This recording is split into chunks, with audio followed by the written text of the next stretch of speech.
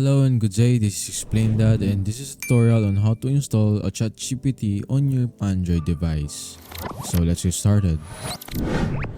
First, you must already have installed the Chrome app on your device. Tap on it and type on chat.openai.com. This will go to the ChatGPT's website. Make sure to be logged in already. If not, you should take your time on logging in to the correct account. After logging in, on the top right, click on the three dotted icon.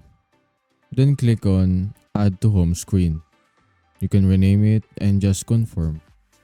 After that, go to your home screen and then you'll see the ChatGPT icon in there. By clicking on it, it will redirect you to the Chrome's chat.openai.com. This will act as an app and it will have you as a quick access tour on your ChatGPT by just clicking on it on your home screen. And that's about it. You've successfully installed the ChatGPT on your mobile device.